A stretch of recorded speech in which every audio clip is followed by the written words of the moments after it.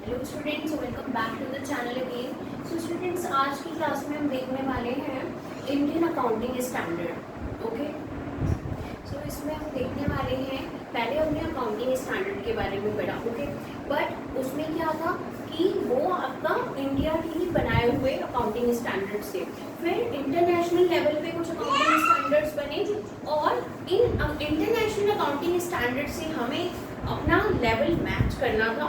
तो IFRS जो आपका इंडियनाइज्ड वर्जन है इंडियन अकाउंटिंग स्टैंडर्ड का, ओके, तो इसमें क्या था, IFRS that is international financial reporting standard, जिसका फुल फॉर्म होता है।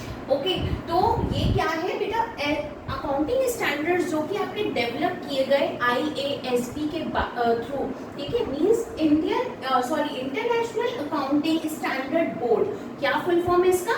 इंटरनेशनल, यहाँ पे मैं लिख देती हूँ, इंटरनेशनल अकाउंटिंग स्टैंडर्ड बोर्ड। ठीक है, तो इसने क्या करा, इसने अपने कुछ अकाउंटिंग स्टैंडर्ड्स का सेट दिया, जिसके बेसिस पे आपकी जो फाइनेंशियल स्टेटमेंट्स हैं, मींस जो आपकी बुक ऑफ अकाउंट्स हैं, उनको मेंटेन किया जाएगा या फिर प्रेजेंट किया जाएगा आपके यूजर्स को, जो भी आपकी फाइनेंशियल स्टेटमेंट को यूज करने वाले हैं आपके। ओके, तो ये क्या हो गया, बेसिकली इंडियनाइज्ड वर्जन हो गया, मींस इसको इस तरीके से आपने सेटअप किया कि वो इंडिया की सारी कंपनीज उसे यूज कर सके और अपने अकाउंट्स को उस अकॉर्डिंगली मेंटेन कर सके। ओके, तो अब हम इसके कैरेक्टरिस्टिक्स या फीचर्स देख लेते हैं, ये क्या होते हैं, किस तरीके के होते हैं। तो ये मॉडिफाइड वर्जन है IFRS का, ठीक है, that is international financial reporting standard का मॉडिफाइड वर्जन है। और यहाँ पे ये वाइड एरिया कवर करते हैं, मींस जिसमें क्या क्या इंक्लूड हो जाता है, आपके रेवेन्यूज, आपके expenses, incomes, assets, liabilities, equity का मीन्स होता है आपके शेयर्स वगैरह, ठीक है, इक्विटी मीन्स शेयर्स हो जाते हैं। Now they are principle based. अब ये प्रिंसिपल बेस्ड है, इसका तो मीनिंग हमें पता है कि ये प्रिंसिपल्स हैं, ये रूल्स हैं, गाइडलाइंस हैं, जिसके बेसिस पे हम अपनी बुक ऑफ अकाउंट्स बनाते हैं। और एक इसका ये भी बहुत अच्छा मतलब वो है कि आपने बैलेंस शीट जो भी फ्रेम करनी है, okay, at the end of the accounting year, तो उसमें जो भी आप आइटम्स डालेंगे, जो भी मीन्स आपकी सपोज कॉन्टेंजेंट लाइबिलिटीज हो गई, या फिर आप अपना कोई भी स्टॉक का वैल्यूएशन कर रहे हैं, जो भी कर रहे हैं, तो according to the accounting standards you have to do that. Okay, you can't put your own rules over there. Okay, तो आपको क्या करना है, अकाउंटिंग स्टैंडर्ड्स में जो भी आपको ट्रीटमेंट प्रेफर्ड है, वो ही प्रिस्क्राइब ट्रीटमेंट आपको यूज करके अपने बैलेंस शीट के सारे आइटम्स का ट्रीटमेंट बैलेंस शीट में दिखाना है।